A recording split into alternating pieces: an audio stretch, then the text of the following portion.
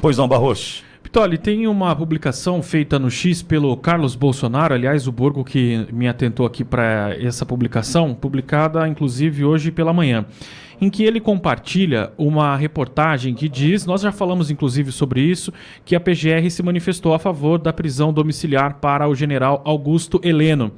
E aí o Carlos Bolsonaro fez uma publicação que diz o seguinte: principais doenças, comorbidades que Jair Bolsonaro possui, conforme documento e comprovação médica enviados ao STF.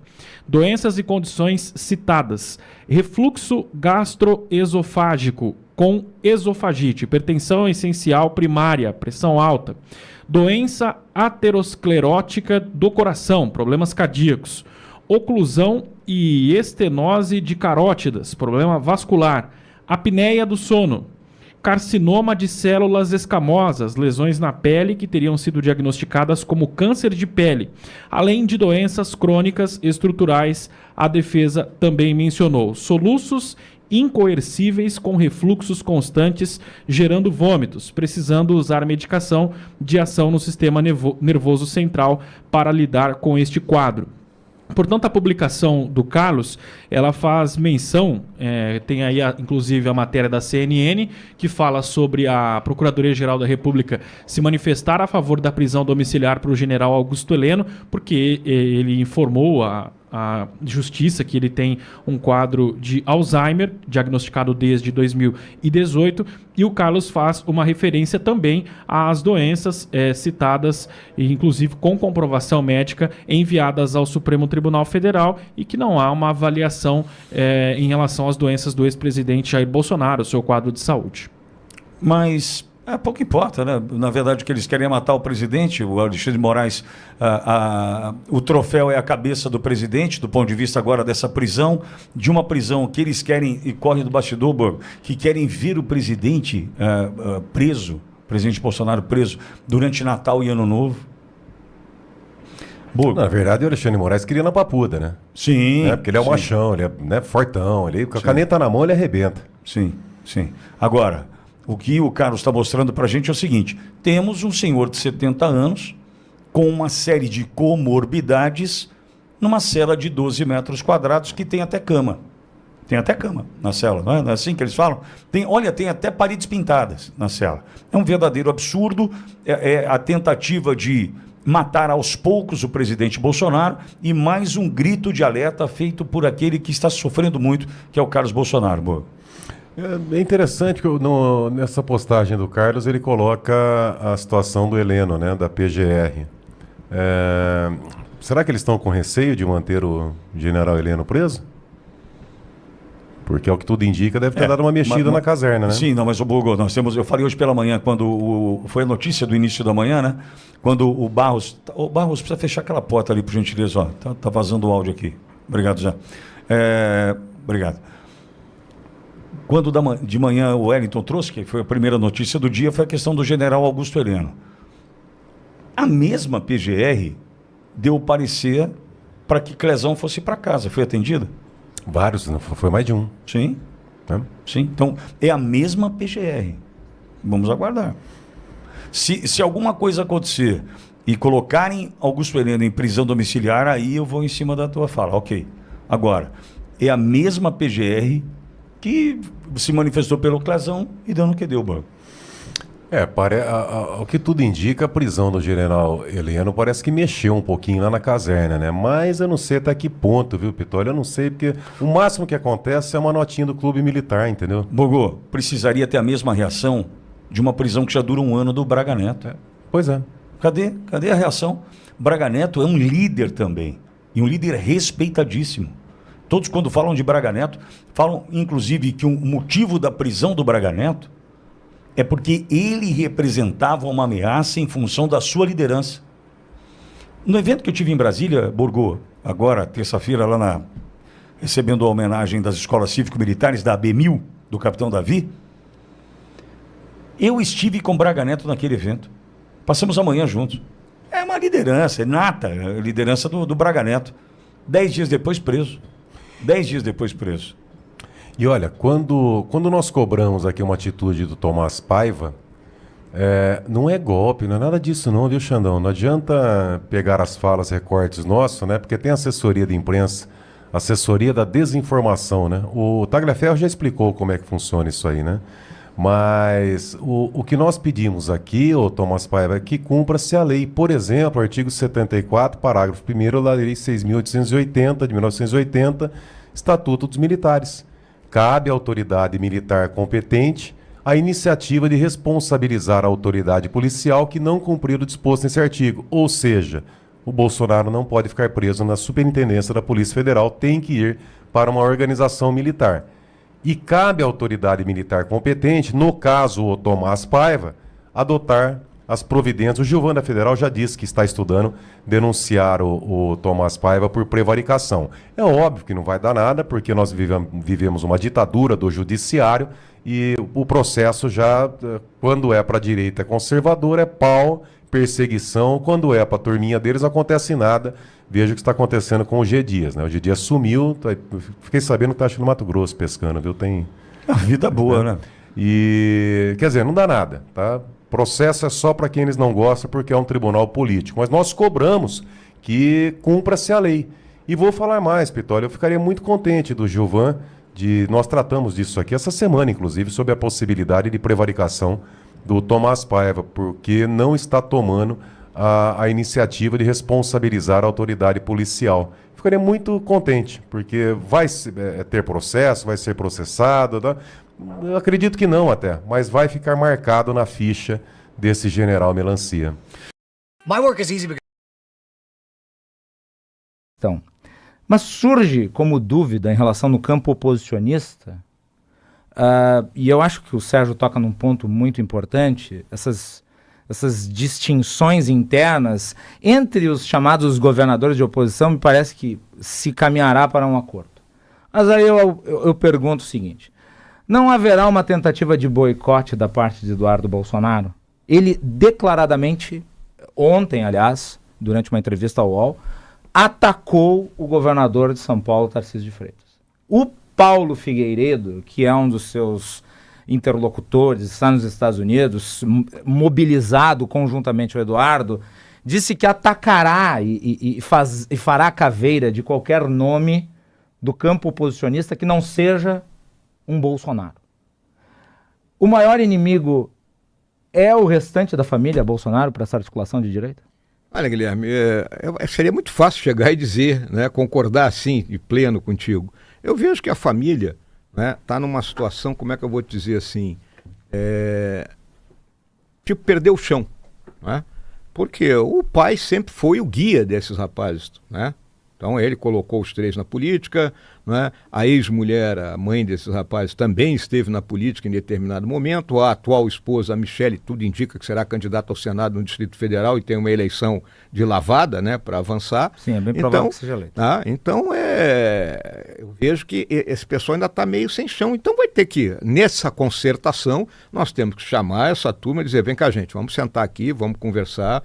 Vocês foram os grandes desbravadores do caminho que nós temos hoje, mas agora nós temos, né, uma tarefa muito grande. E se vocês querem que o pai de vocês esteja na rua num próximo momento, e aí eu deixo aqui claro que hoje eu não acredito que a gente consiga passar um projeto de anistia, nós elegemos alguém do nosso campo e ele concedeu o indulto para o pai de vocês. Eu acho que tem que ser mais ou menos nesse sentido a conversa. Até porque o projeto de anistia que está lá, que o relator é o deputado Paulinho da Força, só tem um texto para ser discutido, que é o que mexe na dosimetria da pena, né? Então só reduziria a pena, né? Há uma ideia do PL aí lançar um destaque, né? Tem todo aquele jogo político que acontece Sim. nesses momentos, né, Sérgio?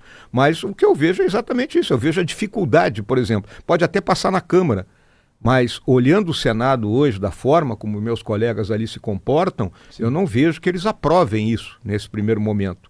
Então, eu vejo, colocando aqui o pé no chão, olhando... O senhor está mais acreditando que o Jair Bolsonaro vai ter que cumprir os 6 anos iniciais da pena? Não digo 6 anos. Uma manobra em 2 fases. A gente ganha a eleição, o novo presidente eleito indulta o cara com a força da eleição. Precisa ganhar a eleição. Então, esse é o ponto focal, Guilherme. Precisa ganhar a eleição. Temos que ganhar a eleição do ano que vem. E por isso tem que parar a briga interna. Eu tenho que fazer mais uma pergunta em relação a essa dinâmica. Pensa num tiro que saiu pela culatra. e foi um tiro que custou muito para o Brasil. Crimes foram cometidos, a credibilidade do sistema judiciário no Brasil já não existe mais. A população brasileira reconhece que nós vivemos em uma ditadura do judiciário, a imprensa apoiando a censura, pessoas sendo censuradas, prisão preventivas de 2 anos, tudo para prender Bolsonaro. Porque o objetivo era um só, na lógica deles. Com Bolsonaro preso, sem poder falar, ele rapidamente será esquecido. E ele, sendo esquecido, não terá influência nas eleições de 2026. Ele não tendo influência, a gente mata a direita. Esse era o plano. Continua sendo o plano. Mas agora eles estão começando a acordar para uma realidade. O que o Bolsonaro criou, a chama que ele acendeu, não poderá ser apagada. E quanto mais tentarem apagar essa chama, é como jogar água no óleo quente. A tendência é que cause uma explosão ainda maior. E quem diz isso é a própria imprensa, através de uma pesquisa interna que foi feita pelo partido do PP. Afinal de contas, o PP quer saber quem eles vão apoiar, como que vai ser as eleições, onde eles podem depositar as suas fichas. E para surpresa deles, não para nossa, Bolsonaro continua sendo a pessoa mais forte hoje na política brasileira. Eu, inclusive, conversava com um dos líderes do Centrão ontem, na verdade, eu ia falar essa semana, mas foi ontem, e eu perguntava para ele, porque ele viu pesquisas, o PP encomendou pesquisas de opinião, e eu perguntava, Bolsonaro ainda tem toda essa força? E ele respondia, Natuza tem. Natuza tem, porque todos os candidatos que estão no páreo como potenciais nomes a disputar o Palácio do Planalto, quando são colocados como candidatos de Bolsonaro, crescem muito em tamanho. Então você tem essa circunstância quase que insólita, Bolsonaro preso e sendo um grande fiador das eleições do campo político que ele representa. Peraí, repete essa parte de novo, porque vocês não fizeram tudo para impedir justamente isso? Bolsonaro preso e sendo um grande fiador das eleições do campo político que ele representa. Mais ou menos o que aconteceu com Lula quando foi preso e na sequência... Só que o candidato do Lula perdeu, foi o Haddad, e perdeu para o Bolsonaro. Agora as pesquisas mostram que o apoio do Bolsonaro num candidato da direita determina a vitória. Bom, só sobra uma coisa para essas pessoas agora. Se mesmo preso, quem ele indicar vira presidente, só resta uma opção. Eles terão que matar Bolsonaro. E a gente vive num país que hoje está tão podre no que diz respeito aos poderes, né, que comandam a nossa nação, tão podre, que eu não me espantaria se eles tentassem fazer isso. É por isso que o Bolsonaro se recusa a comer qualquer comida feita na Polícia Federal. Ele não é bobo, eles sabem o que eles realmente querem. Prenderam ele achando que seriam bastante. Estão acordando para o fato de que não é.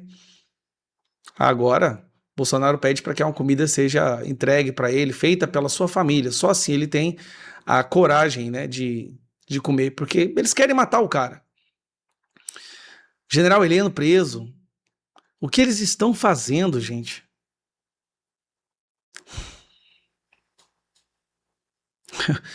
Bom, outra coisa. Se a chama da direita acesa por Bolsonaro não se recusa a apagar, qual é a outra coisa que resta para esse pessoal fazer? Tornar inelegível e prender os maiores nomes que foram levantados por Bolsonaro. Vi agora que o Nicolas vai responder um processo aí, aparentemente, por ter usado o celular, um drone da Globo filmando. A AIGE lá no TSE, para vir para cima de mim, do Flávio, da Bia e do Nicolas, começa a movimentar, entra nas alegações finais. O ministro Alexandre de Moraes, do Supremo Tribunal Federal, deu um prazo de 5 dias para a defesa do general Augusto Heleno apresentar documentos complementares sobre o quadro de saúde dele. A manifestação é em resposta ao pedido de prisão domiciliar. Na terça, o general começou a cumprir pena de 21 anos de prisão e informou que sofre de Alzheimer, um tipo de demência, desde 2018. A Procuradoria-Geral da República se manifestou a favor do pedido e ressaltou que é recomendável a concessão de prisão domiciliar humanitária por causa da idade e do quadro de saúde de Augusto Heleno, que agora, por decisão do ministro Alexandre de Moraes terá que ser comprovada por documentos requisitados à defesa do general. Do Luca, eu quero desembarcar novamente aqui no Brasil porque o Congresso derrubou 53 vetos do governo federal à lei do licenciamento ambiental, o que foi considerado uma nova derrota para o governo no meio do impasse que o presidente Lula e o Planalto enfrentam com o poder legislativo. Aí, vários governistas passaram a se manifestar também sobre essa derrubada de vetos. O André Anelli acompanhou e vai trazer as informações para a gente agora. Como é que ficou o clima, hein, Anelli?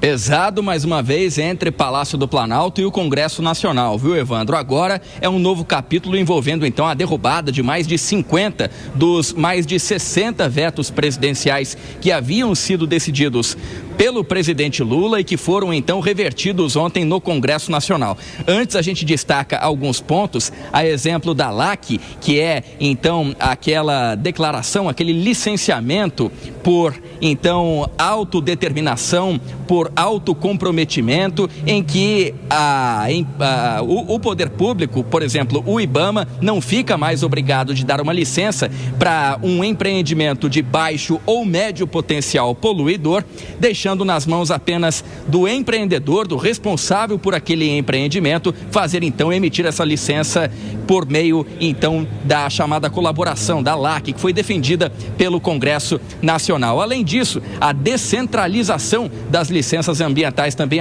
havia sido vetada pelo presidente Lula, ficaria nas mãos dos municípios e dos estados. O Congresso Nacional derrubou esse veto, fez com que então esse licenciamento possa sim ser descentralizado para os entes federados, além, é claro, de um outro tema que acabou sendo derrubado também no Congresso Nacional, que prevê que não precisa haver consulta para terras indígenas, terras quilombolas que ainda estão em fase de reconhecimento, apenas aquelas já reconhecidas. O presidente Lula havia vetado esse trecho, o Congresso Nacional então derrubou esse veto, fazendo com que seja necessário agora apenas a consulta para essas terras somente já reconhecidas. Enfim, foram diversas mudanças no âmbito do licenciamento ambiental e que fizeram a ministra Marina Silva, do Meio Ambiente, se manifestar em entrevista aos canais oficiais do governo federal. Ela afirmou que o Palácio do Planalto avalia a possibilidade de judicializar esse tema junto ao Supremo Tribunal Federal, para fazer com que as leis do licenciamento ambiental não sejam mudadas, como aconteceu através dessa derrubada de vetos do Congresso Nacional. E mais do que isso, Marina Silva classificou como uma demolição tudo aquilo que foi determinado pelos legisladores. Foi uma demolição do licenciamento ambiental brasileiro, uma regra que nos estados tem 50 anos de consolidação. No plano federal são 39 anos, quase 40 anos de consolidação, e que ao longo dessas décadas evitou centenas de milhares de tragédias. Todas as tragédias evitadas, elas não têm como ser contabilizadas. A gente só olha para aquelas que infelizmente não foram evitadas. Só que a partir de agora, com essa demolição, elas serão potencializadas. É fundamental considerar a judicialização, e estamos considerando fortemente, porque é inconstitucional você passar por cima do artigo 225 da Constituição Federal, que diz que todos os cidadãos e cidadãs têm direito a um ambiente saudável.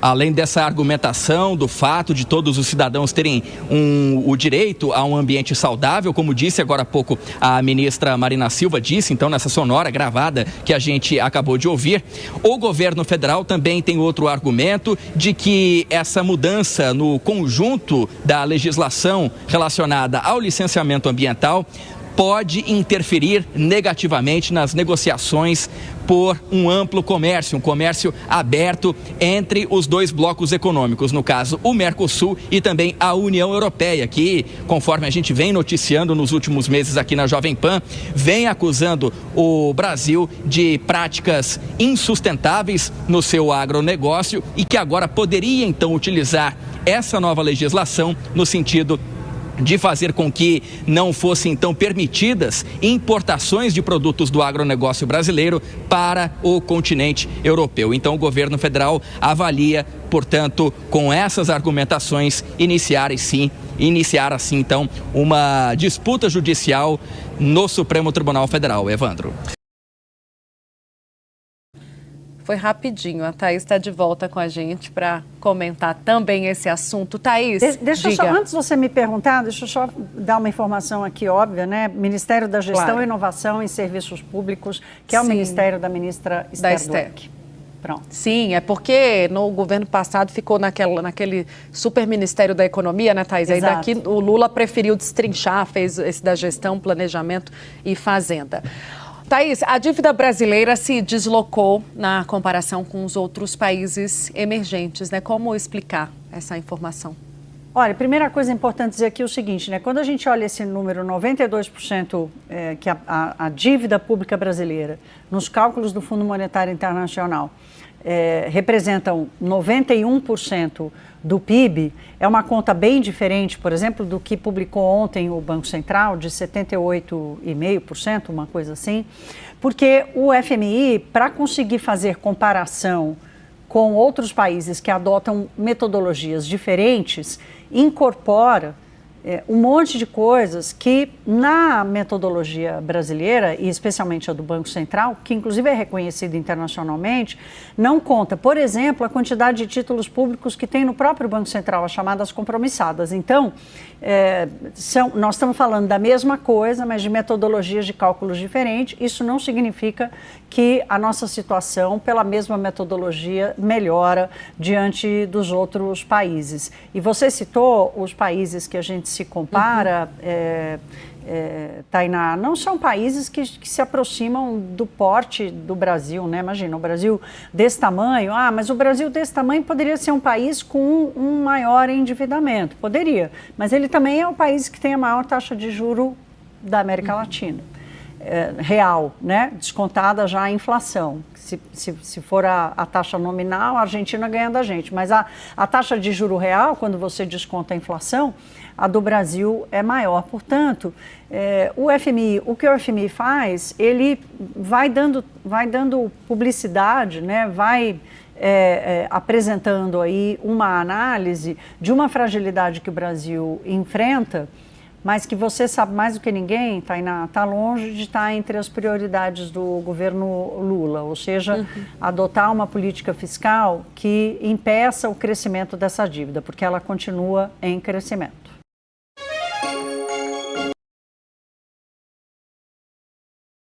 Até agora no ano de 6,35 bilhões de reais, e tudo caminha para que 2025 termine com um prejuízo histórico das estatais brasileiras. A gente conversa agora sobre isso com a economista, advogada Helena Landau, ela que é um dos principais nomes quando se fala em desestatizações aqui no Brasil, está ao vivo com a gente aqui. Obrigado, Helena, pela presença e bom ouvi-la. Boa noite. Boa noite, Vitor. Boa noite a todos. O que é que explica esse cenário, hein, Helena? Esse cenário caótico das estatais brasileiras, em especial dos Correios? Acho que tem duas explicações separadas, o do conjunto e o dos Correios. Né? O conjunto é um pouco previsível que no governo PT você tenha uma deterioração dos resultados das estatais, pela própria filosofia do PT no uso investimentos que vão além das funções da empresa, muito aumento salarial, contratação de pessoas, etc. Só que mesmo na expectativa de uma deterioração, o grau de deterioração é surpreendente, é inesperado e eu acho muito difícil de explicar. E é mais difícil ainda de explicar porque dentro do Ministério de Gestão existe uma secretaria que exatamente toma conta da gestão e da governança das estatais. Então, o déficit de 25 já vem se acumulando de 23 e 24 e o que é surpreendente é que o governo não fez nada a esse respeito. Muito pelo contrário, a ministra de Gestão considera esse déficit uma coisa natural, como se fossem investimentos a maturar, o que não é o que a história mostra. Tá? Então você tem o caso geral das federais, como você chamou a atenção, você está com 10 meses, você já atingiu o déficit de 24. O caso dos Correios é de mais longa data. Ele não começa hoje. A gente já recebe em 2015 um déficit muito grande. Em 2016 até 2022 você tem um ajuste que vem do governo Temer e do governo Bolsonaro, e depois você tem uma deterioração radical. Na realidade, o Correio já era para estar em fase de estruturação ou reestruturação há muito tempo. Porque não são só os Correios brasileiros que estão sofrendo perda de receita com a tecnologia, com a mudança dos hábitos da população e etc. Nada disso foi feito.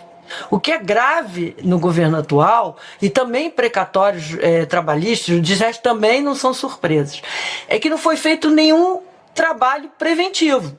Você contratou mais gente, teve aumento de folha, você não esse plano que está sendo anunciado hoje podia ter começado em 2023, de venda de imóveis, etc., que são coisas que levam tempo.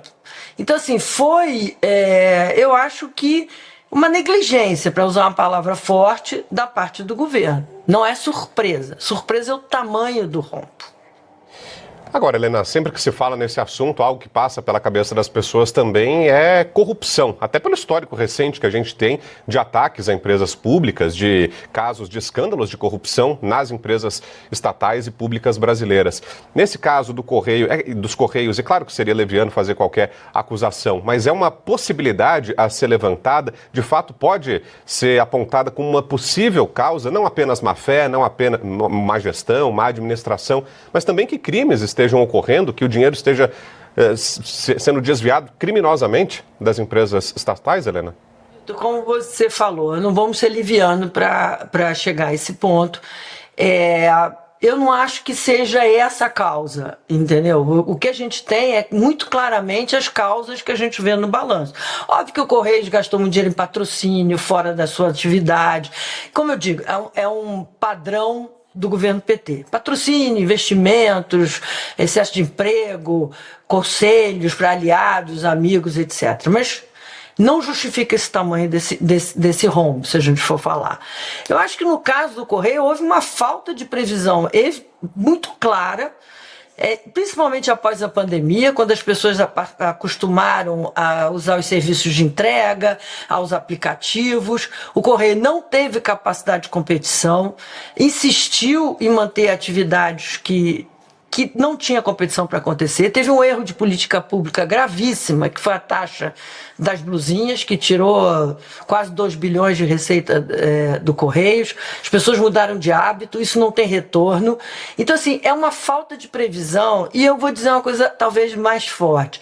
É um pouco caso com a coisa pública. É como se as estatais não precisassem de controle, não precisassem de gestão, não precisassem de transparência, porque tem um mito da função social. E no caso do Correio, esse mito da função social vem no serviço postal.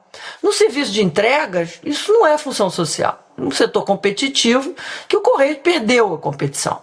Então, nesse sentido, tem que rever toda a sua atividade. No caso do serviço postal, o que é surpreendente é que o Correio é um monopólio do serviço postal. Ainda assim, conseguiu dar prejuízo. Conseguiu ser ineficiente, conseguiu perder a credibilidade da marca. As pessoas não confiam mais no Correios. Então, assim, eu acho que é muito mais uma questão de gestão, de pouco caso com a coisa pública, de falta de prevenção, de plano de negócios, que deu errado. Agora, você tem razão num ponto. Muito se fala de plano de reestruturação, de empréstimo, de rombo, e pouco se fala nas causas de gestão que nos trouxeram até aqui. Está havendo uma avaliação da antiga diretoria, a responsabilidade da antiga diretoria, afinal de contas, é empresa pública. Eles respondem publicamente a isso, improbidade administrativa, o que for. Então, assim, eu acho que precisa claramente ter esses dois balanços, as causas econômicas, financeiras e as causas de gestão. Já o governador do Rio Grande do Sul aconselha o colega Tarcísio de Freitas, aqui de São Paulo, a se afastar do bolsonarismo e tentar a aproximação do Centrão para ter sucesso na corrida à presidência da República. Reportagem do Rio de Janeiro, Rodrigo Viga. A prisão do ex-presidente da República, Jair Bolsonaro, vai criar a chance e a oportunidade da direita bolsonarista fazer tratativas, negociações, alianças, migrar mais para o centro em busca de uma vitória contra o presidente Lula nas eleições presidenciais de 2026. A avaliação foi feita nesta sexta-feira aqui no Rio de Janeiro pelo governador do estado do Rio Grande do Sul, Eduardo Leite, agora no PSD. Ele ainda se coloca como pré-candidato à presidência no ano que vem, embora o partido dele o queira como candidato ao Senado Federal. Quem sabe em 2030 pode ser aberta essa janela, essa oportunidade para o governador gaúcho se candidatar novamente à presidência da República. Na avaliação de Eduardo Leite, com a prisão de Jair Bolsonaro, que segundo ele deu dentro dos trâmites democráticos e legais, o campo da direita mais bolsonarista pode ficar mais à vontade para se aproximar do centro, fazer alianças, tratativas e negociações em torno da construção de um projeto sólido, bem baseado e embasado, para tentar derrotar o presidente da República, Luiz Inácio Lula da Silva, nas eleições presidenciais do ano de 2026. A gente tem que trabalhar para superar essa polarização e também considero que a gente precisa ter um novo governo com responsabilidade fiscal para poder o Estado brasileiro agir onde deve agir. Então, o que significa evitar a continuidade do governo do presidente Lula. Com respeito, mas que divirge nas suas formas de atuação. Eduardo Leite chegou até a falar na possibilidade de Tarcísio de Freitas, ligado ao bolsonarismo, se aproximar mais do centro para construir essa proposta visando as eleições de 2026 contra o atual presidente Luiz Inácio Lula da Silva. O governador Tarcísio tem habilidade de gestão, tem conhecimento técnico, tem capacidade política, mas para que possa se construir em torno dele alguma coalizão, é ele que deve deixar o bolsonarismo e vir mais ao centro, e não o contrário, é o centro que vai bolsonarizar. Mas tem uma boa relação, gosto do governador Tarcísio, e nós vamos no momento certo certamente ter bons entendimentos. O governador do estado do Rio Grande do Sul fez uma palestra nesta sexta-feira para empresários na sede da Associação Comercial do Rio de Janeiro. Do Rio, Rodrigo Viega.